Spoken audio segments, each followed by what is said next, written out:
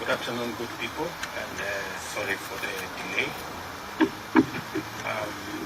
Yesterday, the Court of Appeal settled emphatically the recent controversial constitutional amendment proposals and processes. This marks the second time our courts have pronounced themselves on this matter.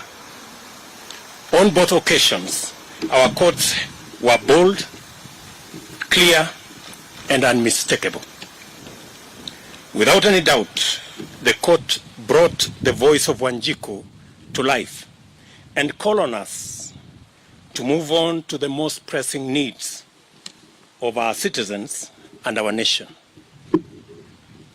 The court decision reaffirms that Kenya is a country governed by the rule of law, not the rule of men, where the Constitution and the sovereignty of the people are supreme and not the political elite. However, no one has lost and no one has won.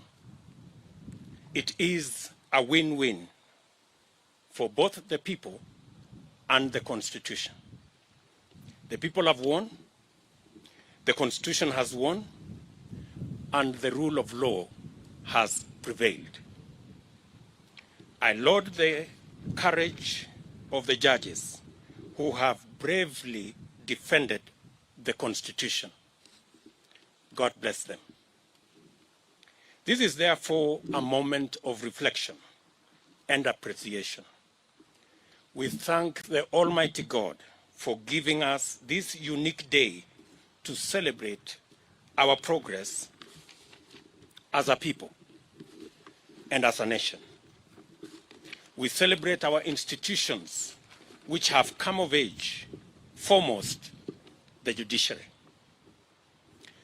Our Constitution continues to reveal itself anew, day after day, and the living expression of the sovereign will of Kenyans. We rejoice in the timeless spirit of freedom that remains alive in our land. We delight, most thankfully, in the vigilance and the civic engagement that pervades our country, and the commitment by Kenyans of all walks of life to rise and defend their liberty.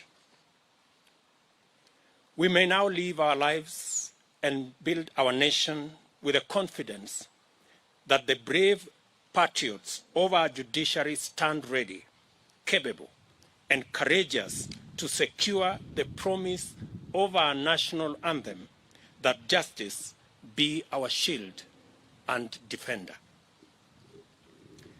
In this spirit, it is time for us, especially the political class, to set down our battle standards and shed our partisan armor and unite in actualizing the aspirations of ordinary citizens. It is time for us to join hands and pursue the priorities of Wananchi with the same urgency, vigor that has been dedicated to the BBI. We must make up for all the time lost, resources spent, and opportunities foregone in the knowledge that time is of the essence. For truly, it is never too late to do the right thing.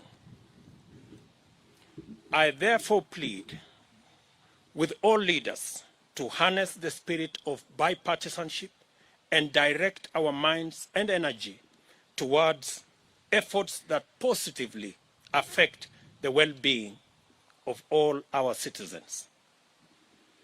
I strongly urge that our starting point in this endeavor is to apply our best collective efforts, mobilize and commit adequate resources towards the decisive management of the COVID-19 crisis in order to free up the country, return our people to work, and restore our economy to its full flight. We must agree that rolling out a vaccination program to cover the entire nation is imperative if our nation is to have any hope of recovering lost time and catching up with a world that is quickly recapturing its rhythm.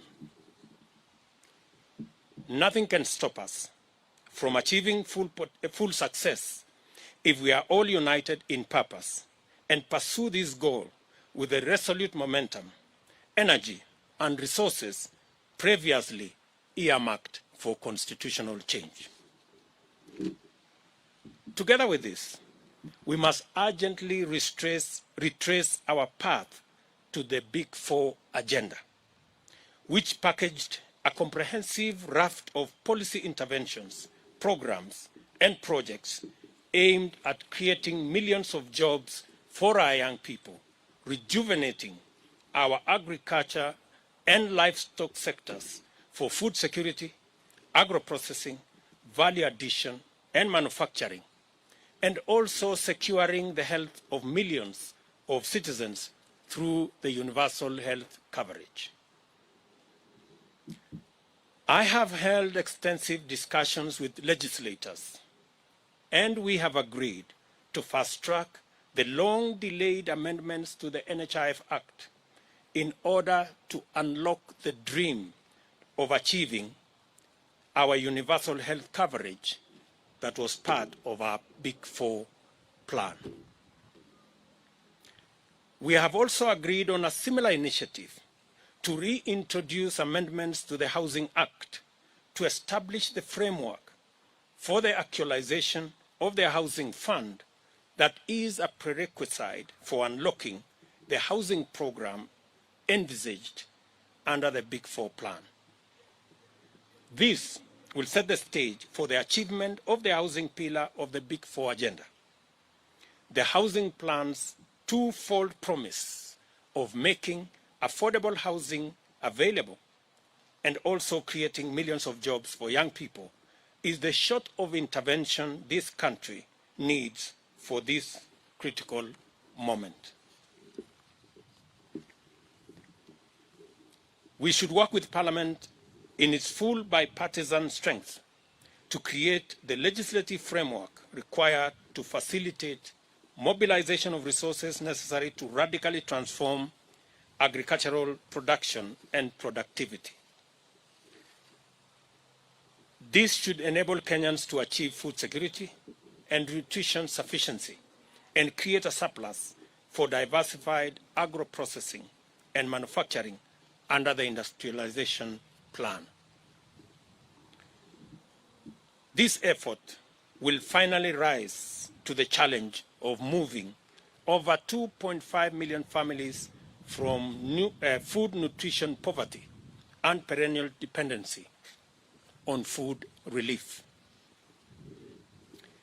Going forward, we shall need to focus on strengthening and recalibrating our economic policy and programs to deal with the most pressing, the most urgent, and the most consequential needs, beginning with a deliberate, thorough, and purposeful reckoning with the chronic problem of youth unemployment. We must figure out a way of enhancing productivity and competitiveness while creating millions of job opportunities as a matter of urgent priority. A related and urgent intervention that will help in this effort will be to reorganize and consolidate financing of micro, small, and medium enterprises to liberate them from the chokehold of Shylocks and an exorbitant interest rate regime that presently stifles the promise of meaningful growth and stalls the possibility of enterprise development and wealth creation. As a nation, we must commit to creating opportunities for every enterprising Kenyan to thrive and make a living. Furthermore, we must strongly commit to collective effort to fashion a new future for Kenya based on a new socio-economic and political paradigm. It is time for us to imagine together a new society that gives priority to the greatest number of its citizens. This new society must choose the welfare of the people over that of leaders. It must prefer the realization of empowerment of the masses to the naked pursuit of power sharing among the political elite. And we must pursue the creation of millions of jobs, not the mere sharing of political positions. The nation we envision is focused on success through enterprise, not largesse from patronage, and is committed to fundamental and inclusive economic transformation, not opportunistic coalitions to rig the system against the people.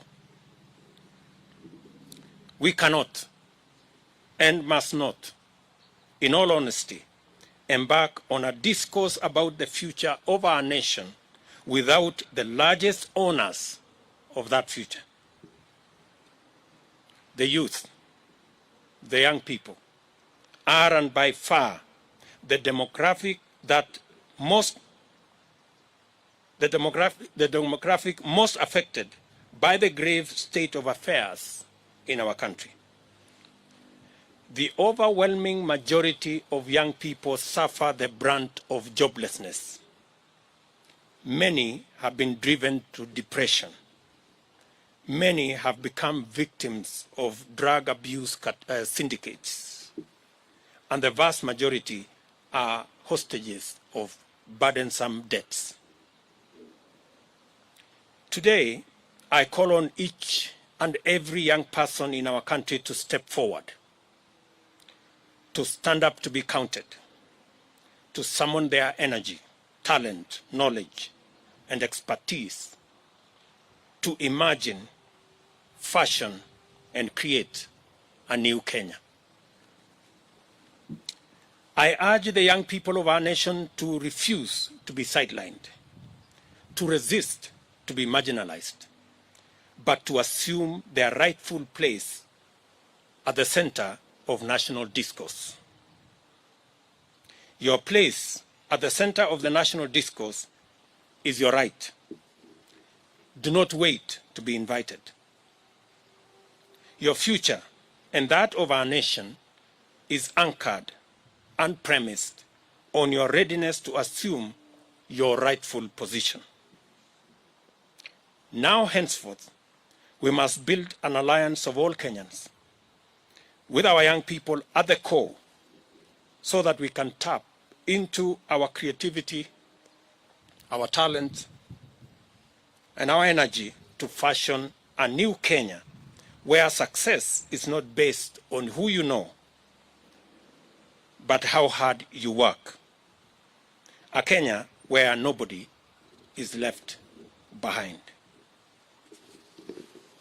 As leaders, we must consolidate the beauty of our dreams by believing in the promise of our young people. We must deliberately, purposefully, and meaningfully turn to and keep our focus on listening to the youth and ceding ever greater space for them to express themselves and actualize their aspirations. The issues affecting our young people must be our most important priorities, and they must be at the core of all future-oriented policies and actions. United as brothers and sisters in this great task, with the Almighty God going ahead of us, let us build this, our nation, together. Thank you very much.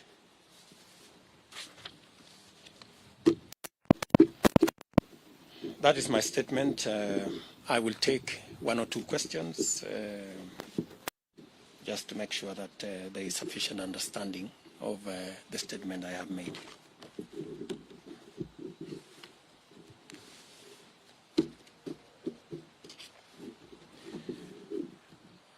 Do we have any questions, or the statement had sufficient clarity? Thank you very much, good people. Have a good weekend. Asanteni sana.